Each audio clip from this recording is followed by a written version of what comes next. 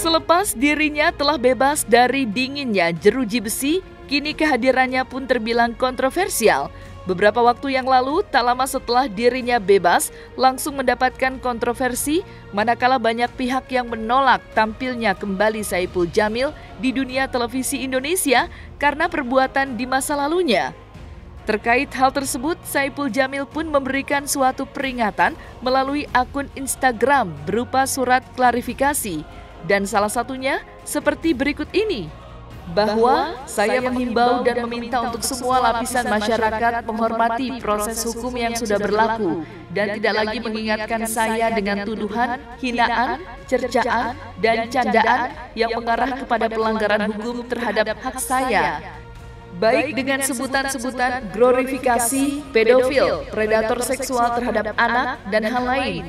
Karena hal tersebut merupakan sebutan yang mengarah kepada penghinaan dan pencemaran nama baik. Karena hal tersebut merupakan tidak tepat dan tidak mendasar diarahkan kepada kasus yang saya alami.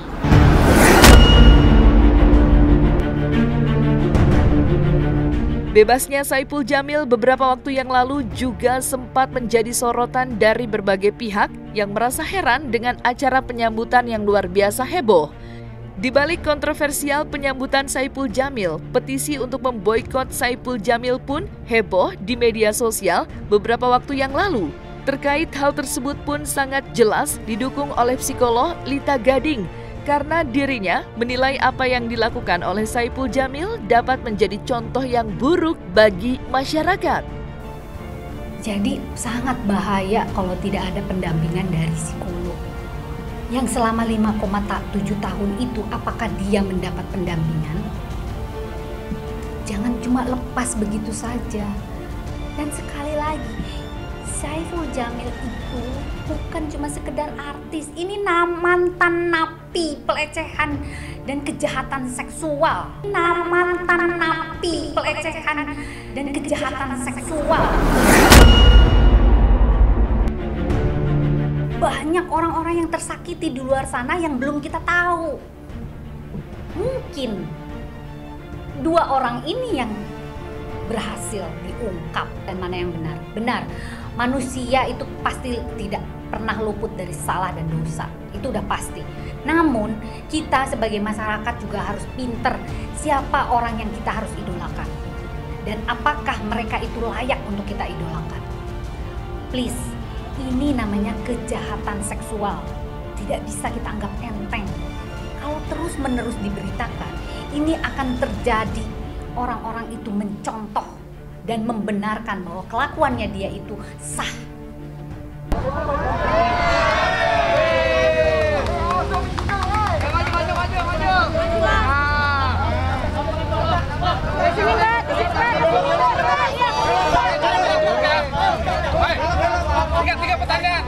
Tiga pertanyaan, nggak boleh lebih. 3 pertanyaan. 3 pertanyaan nggak boleh lebih. Stop. Maju lagi kejauhan. Apa cepetan 3 pertanyaan? Bang Ipul, gimana perasaannya hari ini sudah bebas? Perasaannya bahagia banget.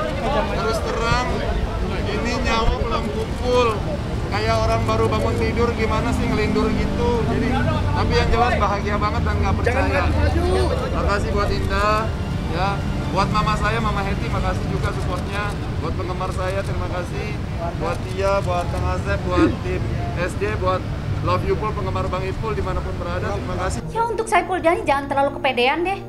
Ya, kamu tuh lebay. Kamu tuh tahu nggak? Kamu tuh over confidence. Kamu harusnya kalau orang yang memang mau bertobat itu jaga perilakumu, ucapanmu, dan semuanya apa yang menjadikan di blow up itu nggak baik. Itu artinya pamer kamu. Jadi kalau kamu mau sadar, kalau kamu memang mau bertirakat, ke Tuhan aja. Udah. Itu yang saya buat konten ya. Artinya saya bukan tidak suka dia keluar. Gitu.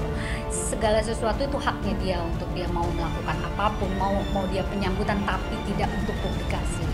Silahkan untuk keluarganya mau senang, mau bahagia, mau bagaimana itu terserah. Itu untuk internal gitu. gitu ya, tapi tidak untuk dipublikasi karena ini menyangkut dengan hal apa? Ada orang yang tersakiti, ada orang yang memang menjadikan satu trauma ya dari perilakunya dia. Jadi hati-hati loh, karena ini tuh kejahatan seksual loh. Ini kejahatan seksual. Kok bisa sih gitu loh sampai dipublikasikan seorang pahlawan gitu. Yang kayak semacam dia dapat olimpiade apa gitu loh.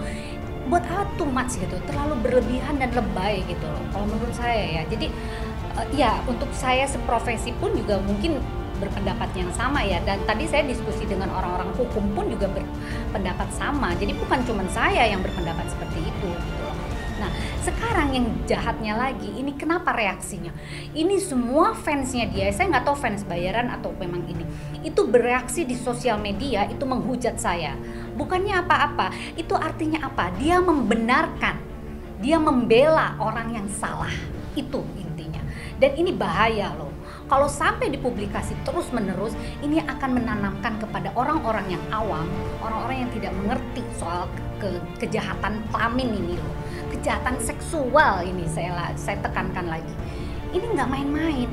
Dan dalam penelitian di Amerika Psychological Association, coba kamu lihat di sana, seorang yang punya orientasi seks tidak bisa sembuh dalam waktu yang singkat. Ya. Itu. Dan saya pertanyakan, apakah 5 tahun dia mendapatkan terapi? Nah, itu pertanyaannya. Jadi kemungkinan untuk dia bisa kambuh lagi menjadi predator itu kemungkinannya 90%. Ini bukan masalah apa gitu. Dia bukan presiden, bukan pahlawan, bukan orang yang memberikan prestasi kepada negara kita gitu loh. Aib loh ini gitu. Kenapa mesti harus begini gitu loh. Itu yang saya nggak suka gitu, berlebihan. Silahkan, itu hak dia gitu ya. Jadi artinya gini, para artis, saya ingatkan lagi ke para artis, solidaritas kalian, rasa kangen kalian, silahkan Anda ungkapkan itu di luar kamera, tidak untuk kalian expose untuk masyarakat umum yang tidak tahu apa-apa. Hargai juga orang-orang yang trauma yang dia pernah lakukan. Apa yang terjadi? Orang trauma itu bisa sampai tua, sampai mati dia nggak akan bisa lupa. Dan dia, orang yang korban, itu bisa menjadi predator berikutnya. Saya bisa pastikan itu. Saya klinis ya, saya paham soal ini. Dukungan terhadap boikotnya Saipul Jamil dari televisi Indonesia tidak hanya dilakukan oleh Lita Gading, namun hal petisi tersebut pun beberapa waktu yang lalu juga didukung oleh Aris Merdeka Sirait selaku Ketua Komnas Perlindungan Anak yang mengungkapkan jika apa yang telah dilakukan oleh Saipul Jamil adalah suatu kejahatan yang termasuk dalam extraordinary crime. Trauma si korban aja belum selesai, dia sudah itu loh. Jadi trauma healing itu lama. Dia harus ingat dia itu. Tapi kalau dia minta maaf kepada korban, itu akan bisa memulihkan pelan-pelan. Ini tidak. Justru korbannya itu marah sekali terhadap itu. Ya kan marah dong. Dia aja masih dalam keadaan trauma, tapi dia sudah bebas dan ngomongin bahwa seolah-olah dia pahlawan. Itu prinsipnya sebenarnya yang ingin saya sampaikan. Saya sedikit emosional karena memang itu mencederai perjuangan kita untuk memutus mata rantai kekerasan terhadap anak itu. Ada salah satu indikasi juga nggak sih Pak, kan let's say bisa kita ketahui kalau dia itu memiliki kelainan dalam, bisa bilang di predator lah, dan kemungkinan kita juga kemarin beberapa hari wawancara dengan psikolog, predator itu nggak bisa sembuh 100%. Bisa. Persoalannya, saya mau tanya, Saipul Jamil itu sudah dipulihkan atau belum?